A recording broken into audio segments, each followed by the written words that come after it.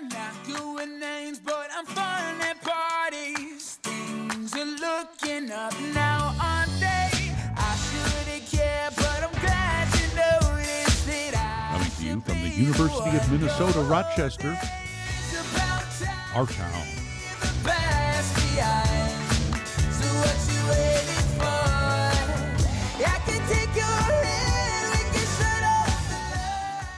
Did you know that youth under the age of 18 make up almost a quarter of the Rochester population? From the environment to city elections and rethinking accessibility in our city parks, local youth are using their voices. Olmsted County Youth Commissioner Sandhya Kumar joins us today to share what the county is doing to help ensure those voices are heard. Welcome. Thank you. So glad to have you here. Yeah. So tell us a little bit more about the Youth Commission. Definitely. So the Youth Commission is a partnership between the Olmsted County and the Rochester City Council. So the County Board and the City Council helped us to keep running, and basically our main objectives are civic learning and service and community service, basically civic engagement. Okay, how many members are involved and how do they get involved to become a member? Yeah, we have about 40 to 50 members every year, and it's been growing. Wow, that's a lot of people. Yeah, definitely. Yes, and then in order to be on the commission, you just fill out an application and then you do a short informal interview with commissioners as well as our advisor at times. That's outstanding. Yeah. And why did you become a member? Yeah, I heard about it from a friend actually, and I was mainly interested in a lot of the aspects actually of Youth Commission, but the main ones were the civic engagement, so learning more about how our government works at a local or a regional or even a state level, which I've been able to do through the Youth Commission. And the other thing was learning community service, so being able to learn about issues that I might not see in my daily life, other issues that are affecting youth. What has been the most interesting experience being a part of the Youth Commission? Like as far as the City Council or with the community engagement, what's been the greatest project or effort that you guys have been involved in? Yeah, so one thing that has been an ongoing effort from the Youth Commission is its focus on mental health. So going into Youth Commission, I definitely did not know very much about mental health, but then through Youth Commission we've learned about mental health itself and any issues that people might have and what some warning signs may be. We've even hosted an art exhibit called What's Left about suicide awareness and victims of suicide. And then we've also tried to bring mental health as an awareness to state legislators when we visit the Capitol every year. And then we also go to DC once a year. We've done it 3 times now. And we are able to speak with other youth who are even going through the same issues that we might be. A very worthy cause. Yeah. How do you reach youth to get involved in something like this? How do you get them interested? Definitely. So at Youth Commission, we learn about all the issues, and we have monthly meetings, and then we also have a second meeting every month for the executive board. And in our meetings, we bring up issues as a commission, so everyone is allowed to bring up whatever they want and they think is an issue, a worthy cause for us to get involved in. And then as we have many members, a lot of the members come from different high schools around the area. So our mission as members is to bring back the information that we learn to our school communities and our peers in order to get more people involved and more people to have more people learn about the issues that we're talking about. So speaking of some of the causes, the projects that you've been involved in, one of the forums was about environment. What was that about? So early this winter, or last winter, we had an energy summit with I Matter, which is a youth initiative that started in Minnesota, I believe, and is now across the country. And it's basically youth who are trying to get more action to be done and we need more attention on the environmental issues that we're facing. So we've started at a local level, and people are creating action plans within their city in order to have more renewable sources in the future. And that's something that we're even working on here in Rochester. We're getting the process started by encouraging RPU and other entities in the city who are really involved in the planning, and we're trying to have them really pay attention to renewable energy, because that's what we really need for the future. Okay, and how can we learn more and stay updated on what's going on with the Youth Commission? Definitely. So for Youth Commission, we meet once a month and we take notes we have notes taken. So you can definitely get on an email list to get those notes. Otherwise, we are also the members are also telling people at their schools.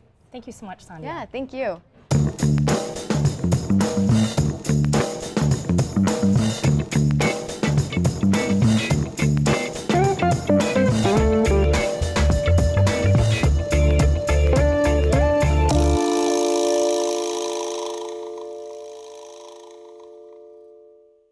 Our Town is brought to you in part by the following amazing people and organizations: the Minnesota Arts and Cultural Heritage Fund, and the citizens of Minnesota.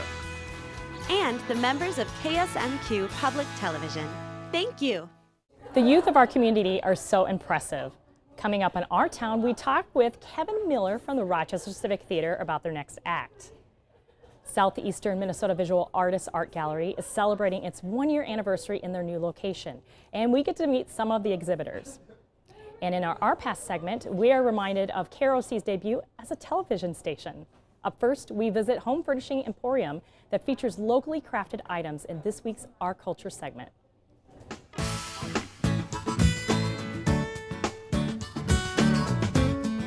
I'm inventing as I go. It's kind of a collaboration of all my past lives. I was a store designer for years on the West Coast, moved into residential design, and so this is kind of a collaboration of everything. I am Polly Bennett, and I am the owner of Dwell Local in Rochester.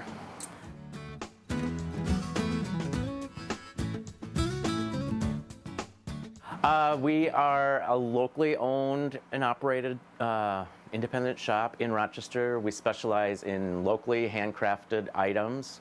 We have about 55 local makers. We have a fair trade area in the shop. We do furniture, and I also do interior design.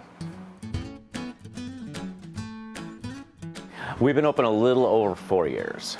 Business has been great. These neighborhoods are great. They're core neighborhoods, the older neighborhoods in the city. They've been so supportive of us.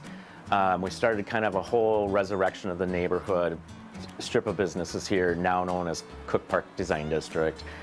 They're just really great, supportive people. The people that come in here like it because it's local. It's a visually stimulating place. Sometimes people are like, I had to walk through 4 times before I could see some things, and it's a calm place. It's a safe place where we welcome everyone.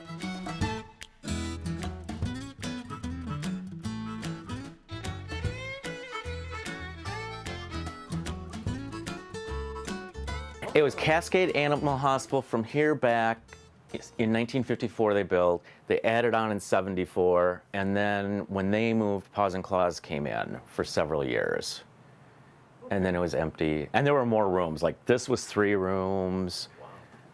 We've had 12 sinks removed since we moved in. It's been a project.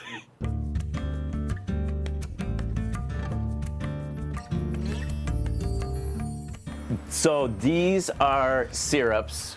So they're like a cane sugar base, which are great in cocktails, in desserts. They have a huge recipe library. They also are known for their shrubs, which is a vinegar base.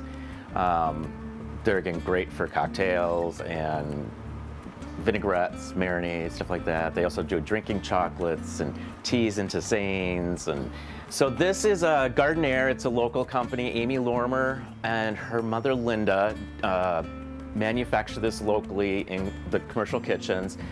It's all organic. They grow as much of the product as they can. Otherwise, it's all certified organic. They're super creative people. Their product is just amazing. They're just a couple of amazing women.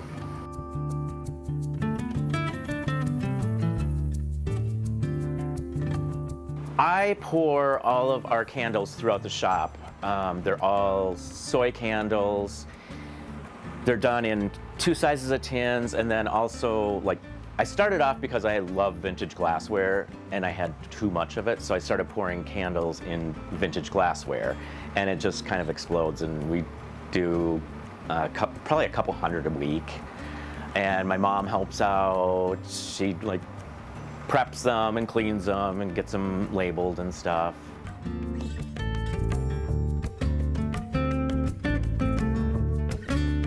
I don't know what the future holds, of course, but we're definitely planning on staying here. We love this location. We'll be doing some pop-up shops coming up in the region for the holidays.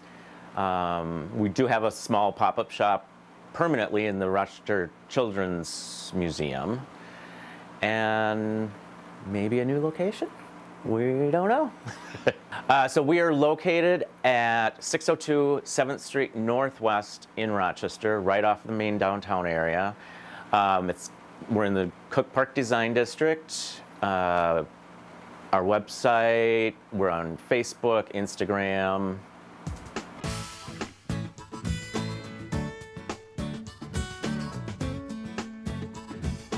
I love what I do. I love the people so much. I love my vendors. It's been an amazing experience.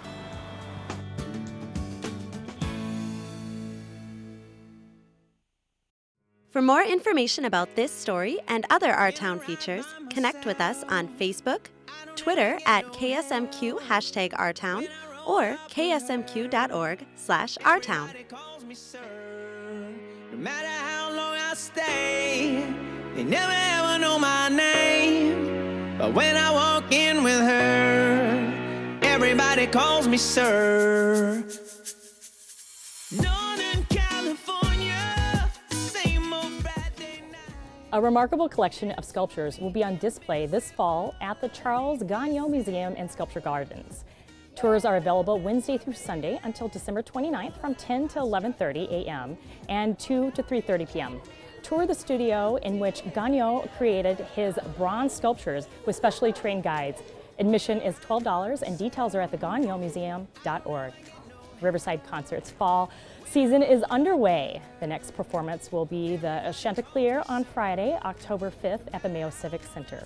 The Grammy Award-winning classical choral ensemble is celebrating its 40th anniversary and has been hailed as the reigning gods of the men's chorus world.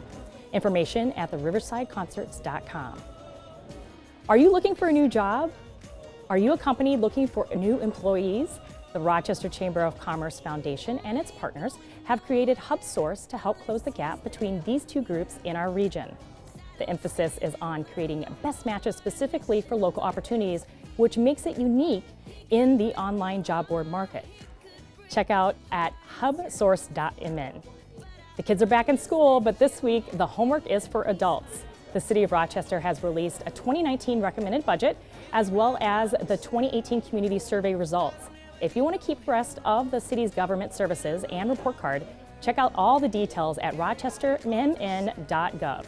And finally, keep your eye on Our Town in the coming weeks. We will have conversations with the candidates in local city offices, mayoral, and wards 1, 3, and 5. Coming up next, we explore whimsical little worlds created by one local artist in this week's Walkabout segment.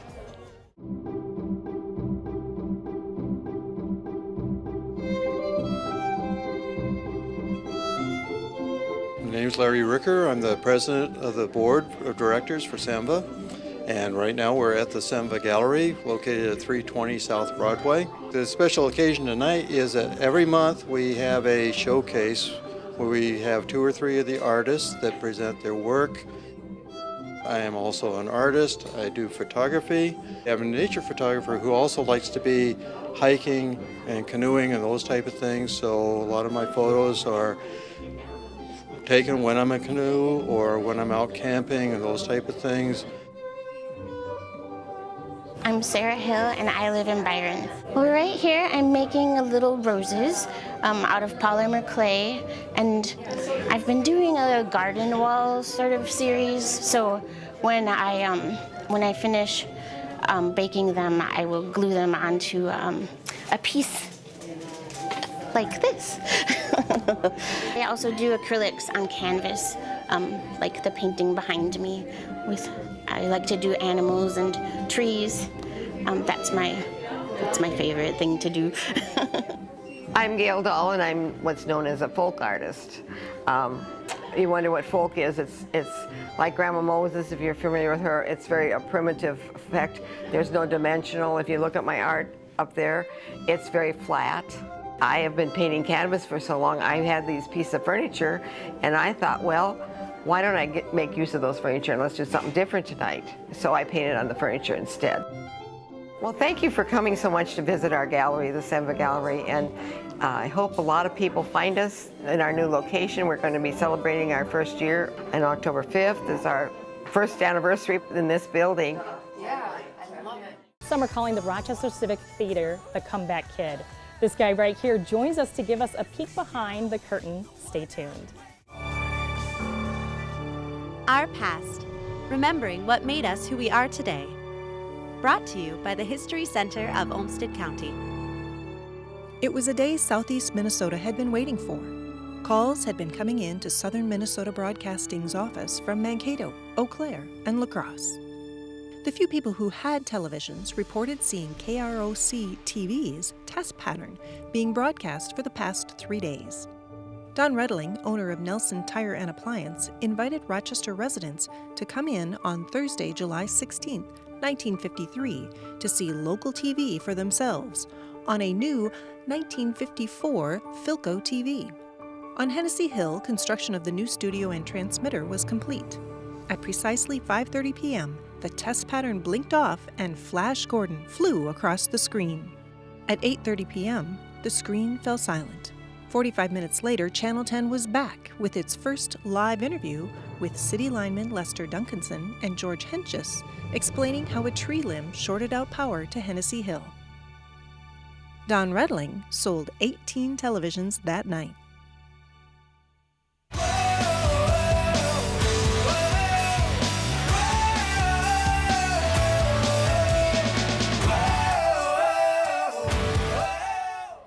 After a tumultuous year for the Rochester Civic Theatre Company, Kevin Miller took the helm as the organization's new executive director earlier this year. And it looks like things are looking up as the theater begins its 66th season. Kevin joins us today to tell us more.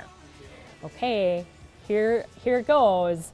We want to know how the secret sauce behind the comeback financially and programming. Sure.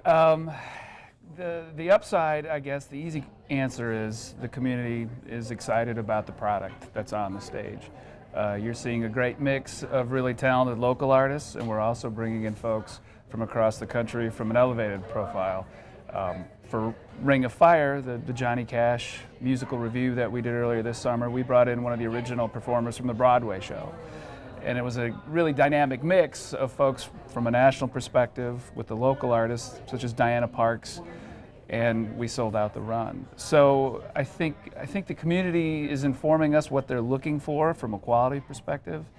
And you know, I'm proud of what we put forth. And I think the other key piece to that is that we've had some pretty successful philanthropic moments where folks realize that it's important to invest in the arts because there is a significant return, not just from an entertainment perspective, but from a cultural and economic development piece as well. So there's a lot of factors to it, but I think the other piece is that the Rochester community has always supported the Civic Theatre, and actually this is season 67 that we're in. 67, well, correction there, that's outstanding. No, yeah, so when you have a history of 67 years, I think it's easy for a community to plug back in if what we're doing has value. Now, how was it coming in as an executive director to stuff that was going on and making it successful? How was that for you? It was, I have to say, the community was very warm and embracing. Met with some of the folks that were kind of part of some of the issues the year before. And even those folks were welcoming, you know, and because I'm new, I don't have the baggage. Right. Our doors are open to anybody. We're seeing a lot of those folks come back. But we're also seeing a significant uptick in people that have never been part of the civic world. We just had our auditions for Annie. We had 150 people show up for the auditions. Wow. And the exciting thing, shouldn't be a surprise to you, is that we're seeing this great arts intersection with medicine and science from Mayo, you know. So My favorite story with Annie is that our Annie's 11-year-old performer that's got a 60-year-old trapped in that body. Wow. Is an incredible performer, but her dad will be Daddy Warbucks, who's one of the surgeons over at Orthopedics. So he's going to have this great moment of performing with his daughter. So we have a lot of great stories like that. And I think that's indicative of the support that we get from the community. That's such a special connection. So speaking of Mayo Clinic and collaborators, there are loads of community theaters popping up. Are these collaborators or competitors to you all? Oh, I think they're all collaborators. Okay. I think everybody in the art spectrum is a collaborator. Theater is the art of collaboration. For us to do a show at the Civic, we need painters, sewers, carpenters. Yeah, we need actors, directors, writers, dancers, but it's a wide range of all of the art disciplines. And the more that we collaborate with other entities and other artists here in town, the richer we're going to be. And we're certainly seeing that experience. I think a key moment for the Civic too was the black box. We want to make that. Let's talk about that more, because sure. I don't know what that is. What is the black box? A black box it's an old theater term actually, but it's exactly what it sounds like. It's a room painted black, 4 walls, go nuts. Oh. You know, intimate theater. You'll see everything from Chekhov to very dynamic, intimate moments. And one of the groups that's using that is Absolute Theater. They did Sex with Strangers last spring. There was one-man version of an Iliad, and it really puts a great spin on theater. Close as you and I are right now, the audience has those moments in the black box. And what you also see is some innovative theater, experimental, if that's the right term, maybe a little bit edgier piece. But once we let it be known that this space, we want the community to really own that space. And what that means is they have access. We hear a lot of stories about theater groups and other arts performing groups that don't have access. You know, so much of their hard-earned development dollars, and as meager as they are, go to rent, go to space. Well, that doesn't help anybody, so. Okay. One of those is Words Players, correct? Words Players had been there, and Absolute Theater is here as well. There are a couple of other groups that we're trying to engage in, you know, as we move forward to make it available. But we're also seeing non-traditional theater moments. TEDx, the TEDx Salon will be there on October 4. And I love those moments. But we've got music, we've got a drag show coming up in November. But these are moments coming from the community. They're looking for opportunity, they're looking for access. And I think from a theater group, that's the best thing that we can provide, not just from a performance entertainment, but also access for the other groups to be able to do their thing, to create their art. There's a public connection in the community with the city council. What is the relationship like with them?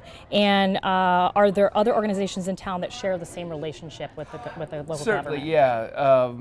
There's, the Rochester Art Center, the Mayo Civic Center, Civic Theater. We're all neighbors. We're all in that. And one of the things that I hope that we can accomplish is to turn that into one campus, that's engaged with the arts. And of course, we also have the library across the street.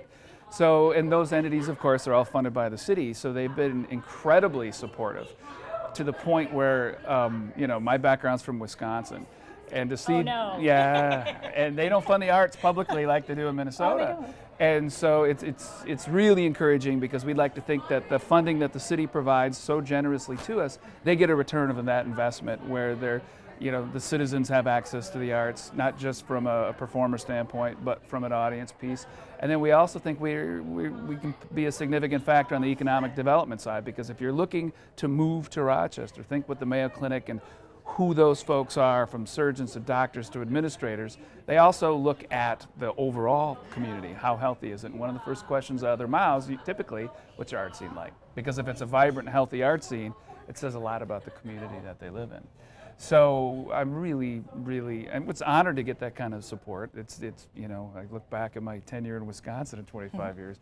It's kind of breathtaking to have the support that we have from City Council. And there, we try to be as transparent as possible. I think we've got great engagement with city staff and with the council.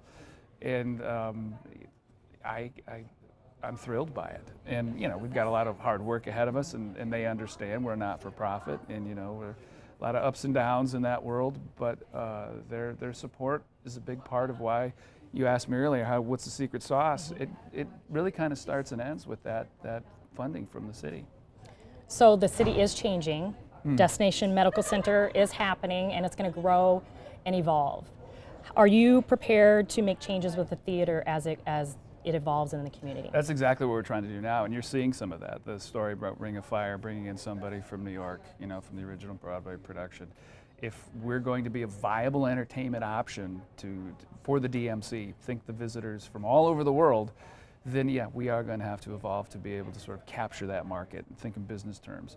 I think Rochester's elevating throughout the community, and folks look to us as a community arts organization. We need to reflect our community, so you will see that on our stage.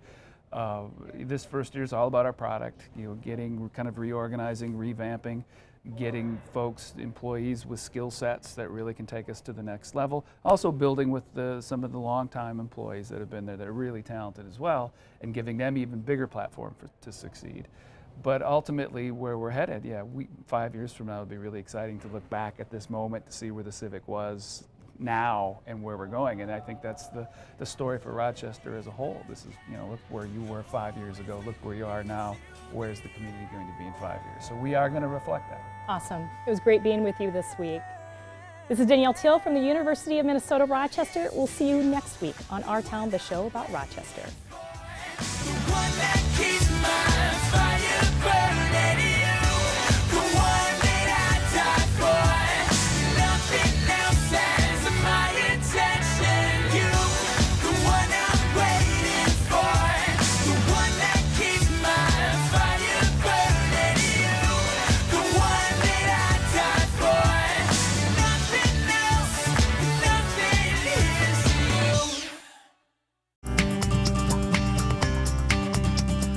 Our Town is produced by KSMQ Public Television, nonprofit, non-commercial.